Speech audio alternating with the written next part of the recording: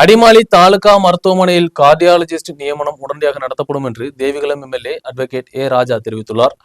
இதன் பாகமாக வரும் குற்றச்சாட்டுகள் தவறானது என்றும் எம்எல்ஏ கூறினார். அடிமாலி தாலுகா மருத்துவமனையில் கார்டியாலஜிஸ்ட் நியமனம் விரைவாக நடைமுறைப்படுத்துவதற்கான நடவடிக்கைகளுடன் முன் செல்வதாகவும் இதன் பாகமாக உள்ள குற்றச்சாட்டுகள் பொய்யானது என்றும் தேவிகுளம் எம்எல்ஏ அட்வொகேட் ஏ ராஜா கூறினார்.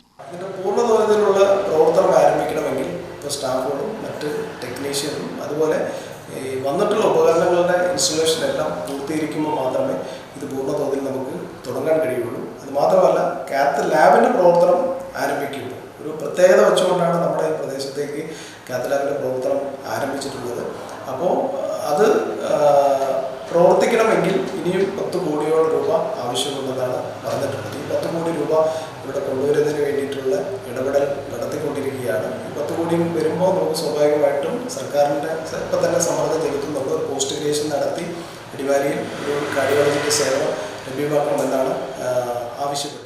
ICU and Gad lab CCO கட்டிடத்தின் முதல் மாடியில் கார்டியாலஜி ஓபி பிரிவிற்கான வசதிகள் மற்றும் உபகரணங்கள் தயார் நிலையில் உள்ளது.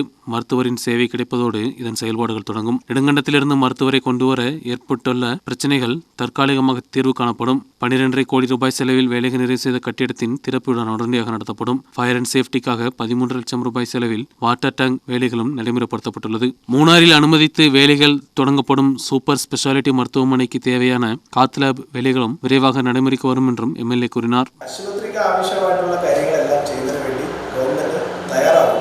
ചില ആളുകൾ രാഷ്ട്രീയ മുതലെടുപ്പ് നടത്താൻ വേണ്ടി ചില ശ്രമങ്ങളാണ് നടത്തിക്കൊണ്ടിരിക്കുന്നത്. എംഎൽഎ ഇവിടെ നിന്ന് മാറ്റി താലൂക്ക് ആശുപത്രിയെ മറ്റൊരു സ്ഥലത്തേക്ക് കൊണ്ടുപോകാൻ പോവുകയാണ് എന്നുള്ള പ്രചരണങ്ങളൊക്കെ തെറ്റായിട്ടുള്ള പ്രചരണങ്ങളൊക്കെ നടത്തിക്കൊണ്ടിരിക്കുകയാണ്. 2018 മൂന്നാറിൽ ഒരു ആശുപത്രി പ്രഖ്യാപിക്കുന്നതും ഒരു താലൂക്ക് ലെവൽ ആശുപത്രി, അതായത് താലൂക്കിൽ കിട്ടുന്ന സേവനങ്ങൾ കിട്ടാവുന്ന ഒരു സ്പെഷ്യാലിറ്റി ആശുപത്രി എന്ന് മാത്രമേ ഗവൺമെൻറ്റോട് ഉദ്ദേശിച്ചിട്ടുള്ളൂ. പക്ഷേ താലൂക്കിൽ ഒരു ആശുപത്രി അത് അടിമാലി താലൂക്ക് ആശുപത്രിയായി തന്നെ നിൽക്കും എന്നുള്ളത് യാതൊരു സംശയം.